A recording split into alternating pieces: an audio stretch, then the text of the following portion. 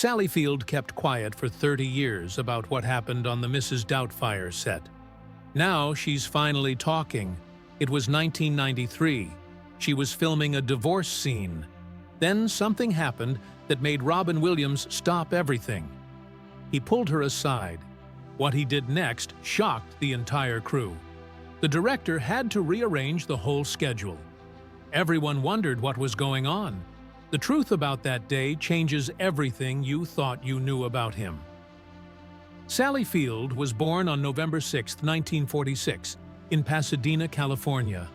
From the outside, it looked like a perfect Hollywood beginning. Her mother, Margaret Field, was a working actress. Her father, Richard Field, was an Army officer and pharmacist. But when Sally was just 4 years old, her parents divorced. That shattered the illusion. The family broke apart in 1950, and what followed wasn't glamorous. It was messy, uncertain, and painful. Sally's mother struggled to keep things together. Hollywood didn't offer much security, especially for a single mom in the early 50s. Sally and her older brother Richard lived in a house where love and chaos constantly clashed. Divorce was still rare back then. It made Sally feel different. The outside world might have seen movie lights, but at home there was fear, loneliness, and a longing for something stable. Things took another turn when Margaret married actor and stuntman Jock Mahoney on January 21, 1952. Sally was 5. Jock was tall, handsome, and full of energy, like a movie hero stepped off the screen. To many, he was magical. But behind that charm, there was something far more dangerous. Sally would later reveal the awful truth in her 2018 memoir. Jock Mahoney had sexually abused her for years. He summoned her to his room, controlled her, confused her, and left scars that didn't heal with time. She was a child trying to make sense of terror and affection, all wrapped into one. The abuse stopped when she turned 14, but the pain didn't. She didn't talk about it. Not to her friends, not to her family, not even to her mother, until 6 decades later. The most painful part wasn't just what he did. It was how he made her feel. Sally wrote about the strange, twisted emotions, how, at times, she felt powerful, even while being powerless. That's how he manipulated her. He made her believe she had some control over what was happening, even though she didn't. That confusion followed her into adulthood. It showed up in her relationships, in her self-worth, in the way she looked at love. For years, she carried that silence like a weight chained to her body. Then, in 2011, something changed. Sally's mother was dying of cancer. One night, Sally cooked dinner, and in that quiet moment, she told her mother everything. The truth spilled out after more than 50 years. Her mother listened. Though sick and fragile, she gave Sally what she'd been missing her whole life: comfort. She said, "You won't be alone in this anymore." For the first time, Sally didn't feel like she had to carry it by herself. Even while keeping that secret, Sally had found a lifeline: acting. In junior high, she discovered the drama department. It saved her. On stage, she wasn't Sally Field. She was someone else, someone with a different story, a different pain. When she was 13, she had a moment on stage where she felt like she left her body. It was as if the real Sally stayed behind while the character took over.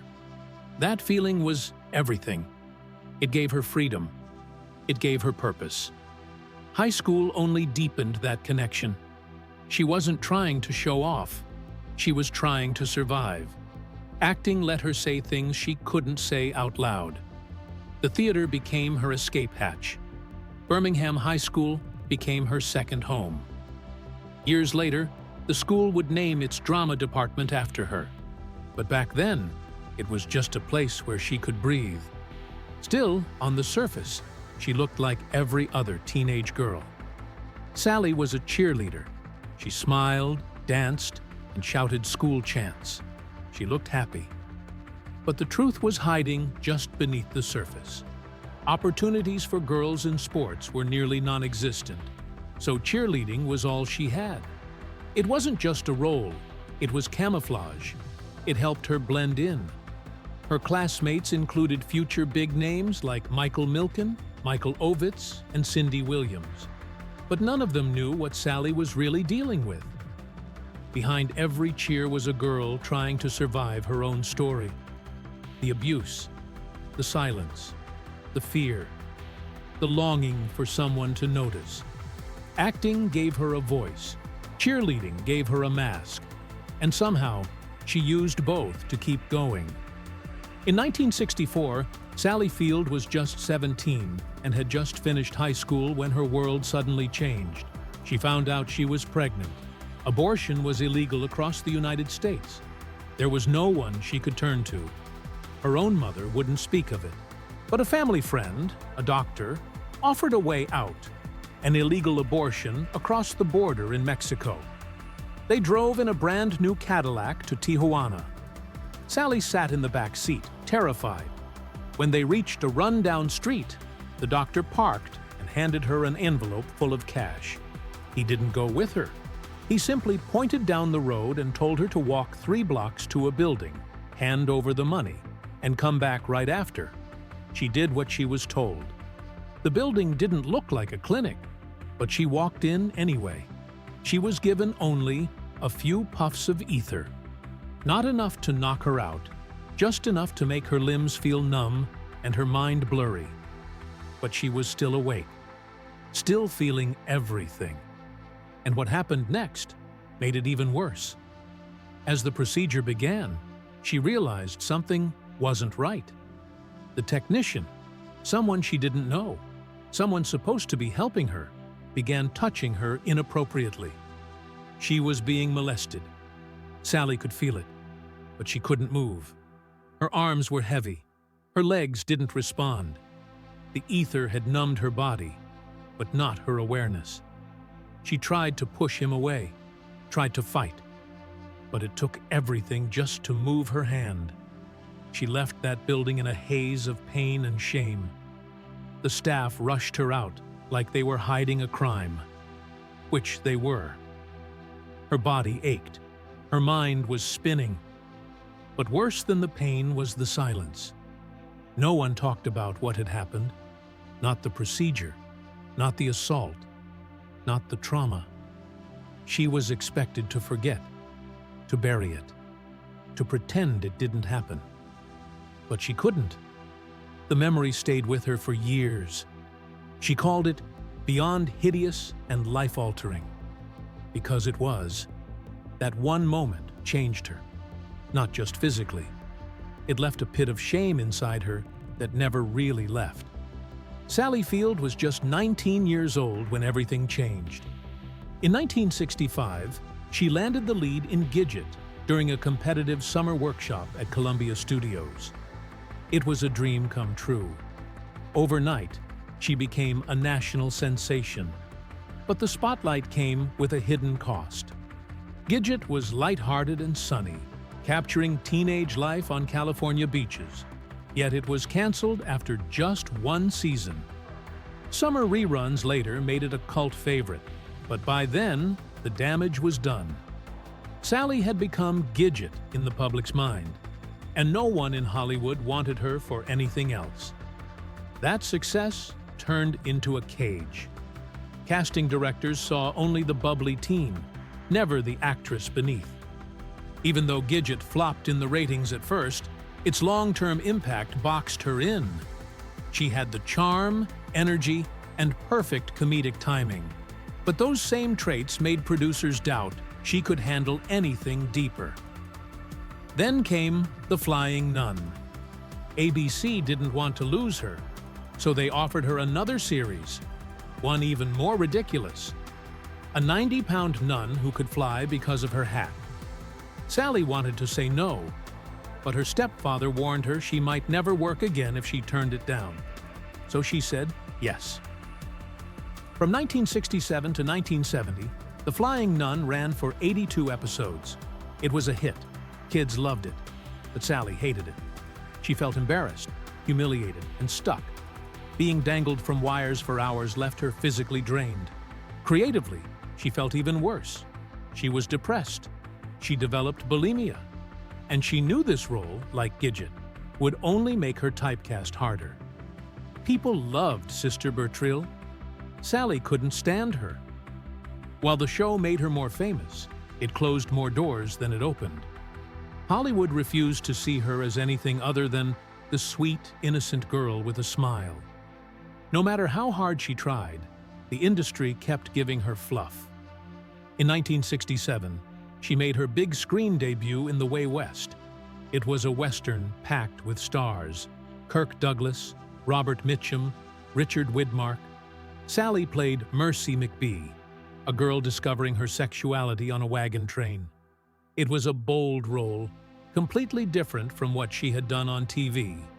But the film didn't land. Critics found it messy. Audiences didn't care.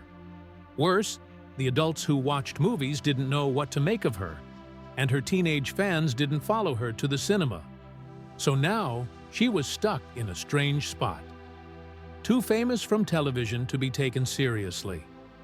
Not famous enough in movies to break through. She didn't do another film for nearly 10 years. Meanwhile, her personal life was changing. She married Steve Craig in 1968. They had 2 sons, Peter and Eli, before divorcing after 7 years. She kept working, trying to stay visible, taking whatever roles came her way. But nothing changed. Every offer felt like a rerun of Gidget or The Flying Nun. The scripts were silly, the roles were safe, and she was drowning in them. Determined to escape, Sally took a bold step. She joined the Actors Studio and studied under Lee Strasberg. That changed everything. He pushed her to dig deeper, to stop pretending, to find what was real inside her. Slowly, her confidence returned. She finally began to feel like an actress again, not a product. But Hollywood didn't catch up. In 1973, she got cast in The Girl with Something Extra, a sitcom about a newlywed woman with ESP. Another silly concept, another dead end. The show ran for just 22 episodes. It faded fast, and so did her hope. Sally Field was just 21 when she married Steve Craig in 1968. By 1972, they already had 2 sons, Peter and Eli. On the surface, she was living the dream. A rising TV star, a devoted wife, a young mother. But behind that perfect image, something was breaking. She felt stuck. For years, she had played the sweet, innocent girl on screen. Off-screen, she was trapped in a life she hadn't truly chosen. By 1975, everything changed. Her marriage ended after 7 years. Suddenly, she was a single mother of 2, standing on her own in Los Angeles. It was scary, but it was also the first time she felt free. Free to figure out who she was. Free to become the actress she had always wanted to be. That same year, she took a risk that shocked everyone. She joined a method acting workshop, diving deep into roles that scared her. She didn't want to be America's sweetheart anymore. She wanted to be real, raw, respected. And in 1976, that fire inside her found its way to the screen. Stay Hungry wasn't just a film, it was a rebellion. A wild bodybuilding story filled with strange characters and Jim Sweat. Sally played Mary Tate, a reckless party girl who lived fast and loved freely. She starred opposite Jeff Bridges and a young, unknown bodybuilder named Arnold Schwarzenegger. It was messy, loud, and completely different from anything she'd ever done. But Stay Hungry was only the beginning. That same year, she took on a role that would blow the doors off her old image forever. It was a made-for-TV movie called Sybil. Sally played a woman with multiple personality disorder, 16 different identities living in one mind. It was dark, intense, and brutally difficult. She studied real-life cases. She worked with doctors. she pushed herself harder than ever. And when Sybil aired in November 1976, over 20 million people watched. The reaction was explosive. Critics were stunned. Audiences were shaken. Sally Field, the girl they thought they knew, had disappeared. In her place was a woman who could carry one of the most complex roles in television history. The performance won her an Emmy, and finally, the respect she had been chasing for years. When Sally Field got the part in Smokey and the Bandit in 1977, she wasn't just looking for a role, she was looking for respect. Hollywood saw her as the bubbly girl from sitcoms like Gidget and The Flying Nun. Even though she had just stunned critics with her performance in Sybil, some people still doubted she could be a serious actress. But she knew one thing. Burt Reynolds was the biggest movie star in the world. If he found her desirable and talented, others might start to believe it too. Their first meeting was set up like a date. Reynolds made it clear he was interested. Field didn't see it as just romance. She saw an opportunity. Within days, the two were inseparable, and all of Hollywood noticed. Smokey and the Bandit exploded at the box office, making over $126 million back then, more than $600 million today. Her gamble worked. Sally Field had arrived, but that decision would also pull her into a relationship that would change her life, both for better and for worse. Their relationship lasted 5 years, starting in 1977 and ending in the early 80s. From the outside, they looked like a glamorous power couple. Behind the scenes, it was painful. Field later said it was full of love, but also full of confusion and control. Reynolds could be charming, but he was also jealous and demanding. Field said she felt scared to talk to other men. If she did, Reynolds would grab her face and demand to know who they were. He told her how to dress. If he thought her skin looked too pale, he made her wear body makeup. When she was offered the lead in Norma Ray, he told her, "No lady of mine is gonna play a wah." Field said she felt like she had to erase parts of herself just to make things work. It didn't stop there. Reynolds didn't get along with her children, so Field often had to leave them with her mother. Even with all the pain, she admitted there was real love. But the cost was high. Her confidence suffered. Her freedom shrank. She felt like a version of herself was locked away, watching it all happen. And then there were the pills. Reynolds had chronic pain and refused to go to rehab. Instead, he relied on Field. She became his nurse, silently handing him pills when he gave her a look or a small nod. Valium, Percodan, barbiturates, he took them all. Sometimes she gave him one, sometimes two, then another. He blamed his pain on TMJ, a jaw condition. But whatever the reason, the addiction consumed him. He lost 40 pounds in the early 80s, and the media began whispering that he had AIDS. He didn't. He was hooked on painkillers and trying to hide it. He eventually entered rehab in 2009, years after their relationship had ended. By then, the damage was done. Field later said Reynolds used his fame as a weapon to control everyone around him, including her. He didn't shout. He didn't hit. He controlled with charm, with stardom, and with silence. And Field, already wounded from her past, didn't know how to break free. As a child, she had been abused by her stepfather, Jock Mahoney. She kept that pain buried for years, but it shaped her. She later realized she was drawn to men like him, men who were magnetic, forceful, and emotionally cold. In Reynolds, she saw someone who fit the pattern. She wasn't chasing love. She was chasing healing. "I was trying to make it work this time," she said, but she couldn't. Not with him. He reminded her of old wounds she didn't know how to close. Still, she stayed for years, trying to fix something that was never hers to fix. And when it finally ended, the scars were deep, but the lessons stuck. When Reynolds died in 2018 at age 82, Field was getting ready to release her memoir. She had written the truth, the whole truth, but she was glad he would never read it. "This would hurt him," she said. "I didn't want to hurt him anymore." In public, Reynolds had called her the love of my life. She believed he meant it, and even after all the pain, she still carried a soft spot for him. He would always be part of her story, no matter how complicated. That story took a powerful turn in 1979 when Field starred in Norma Ray. The role changed everything. She played a Southern mill worker who helped unionize her factory, based on the real-life Crystal Lee Sutton. Field prepared by spending time with actual workers in Alabama, learning their struggles and how they lived. The director, Martin Ritt, pushed her hard, but she delivered.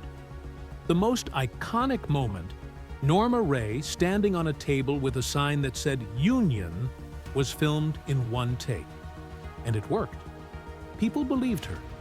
The movie made an impact across the country and won her an Oscar. In 1980, at the 52nd Academy Awards, Field stood on stage stunned. She was up against legends, Jane Fonda, Bette Midler, and more. Her speech was awkward, honest, and full of emotion. She said, "I haven't had an orthodox career, and I wanted more than anything to have your respect." That moment sealed her transition from sitcom star to serious actress. But she wasn't done yet. A year later, she starred in Absence of Malice, alongside Paul Newman. She played a reporter caught in an ethical storm, and once again, critics took notice.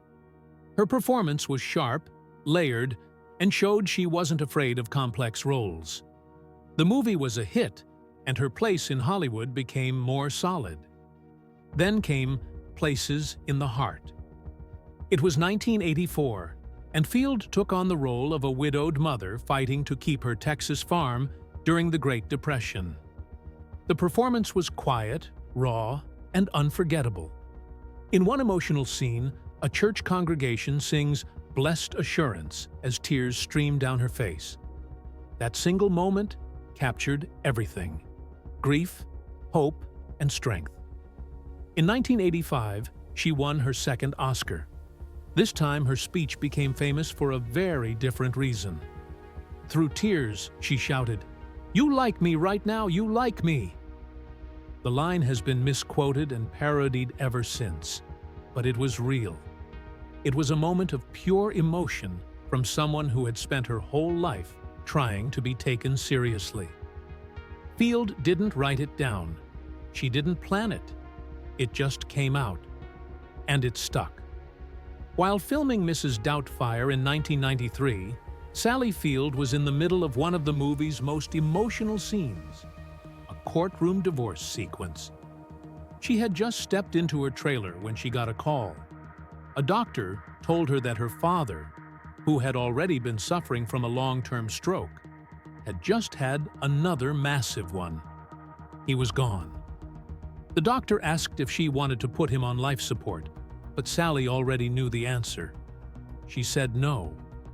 Instead, she asked the doctor to lean down and whisper something to her father. Sally says goodbye. She returned to the set without saying a word. She didn't cry. She didn't make a scene. She just kept going. "I wasn't crying," she later said. "I came on the set trying with all my might to act." And the irony? She was filming a scene about emotional breakdowns while holding herself together in real life. That kind of emotional control doesn't come easy. But in Hollywood, the show doesn't stop, even when your world does. Robin Williams noticed immediately. Sally hadn't told anyone what had happened, but the moment she stepped onto the set, he could see through her silence. He gently pulled her aside. "Are you okay?" he asked. At first, she tried to brush it off, but she couldn't lie to him. "My father just died," she said quietly. Robin didn't hesitate. "Oh my God, we need to get you out of here right now." That was it. No debate, no production talk, just concern. Robin went straight to the director, Chris Columbus. He didn't just ask, he insisted the filming schedule be rearranged. He made sure Sally could leave, and they did it. The rest of the scenes were shot without her that day. Sally went home, called her brother, and started the process of grief. That moment wasn't about celebrity or deadlines, it was about humanity. And it came from a man most people only knew as the loud, funny guy on screen. Years later, Sally shared the story. Not because she wanted attention, but because people never saw that side of Robin. "He was very sensitive and intuitive," she said. "He could feel people's pain even when they didn't speak it." Others backed her up. Lisa Jacob, who played the daughter in Mrs. Doubtfire, said Robin wrote a letter to her school when they expelled her for acting. He even opened up to her about his own mental health to make her feel less alone. All of it was off camera. Quiet. Real. That kind of kindness doesn't make the headlines, but for the people around him, it was unforgettable. For Sally, it came at the worst possible moment, and it meant everything. Years later, Sally decided to tell her whole story. It took her 7 years to write it all down. The result was a memoir titled In Pieces. Not a gossip-filled Hollywood tale, but a raw, brutal, honest look at her life. Almost 400 pages of secrets she had kept buried for decades. One of the hardest parts to write? The abuse from her stepfather, actor Jock Mahoney. She had never told anyone, not even her family. She wrote in secret, afraid of how people would react. But she kept going. She wasn't just writing to let it out. She was trying to understand how she survived her childhood, and how those same survival skills were now holding her back as an adult. At times, she didn't even want to publish the book. But she did, and it changed how people saw her, not just as an actress, but as a survivor. That pain followed her. It shaped her. When she was just 17, she became pregnant. The year was 1964. Abortion was still illegal in the US, so a family friend took her to Tijuana. The experience was terrifying. She was given barely any anesthesia. She was in pain. And then, during the procedure, the technician molested her. She had to physically push him away. Decades later, in 2024, she finally shared the full story with the world. Why now? Because the U.S. Supreme Court had just overturned Roe v. Wade. For Sally, it wasn't political, it was personal. "So many women of my generation went through this," she said. "I feel stronger when I think of them, and I want to fight for their grandchildren." That's why she's spoken out. For Kamala Harris, for Tim Walz, for anyone fighting for women's rights. Because she's been there, and she knows how it feels to be voiceless.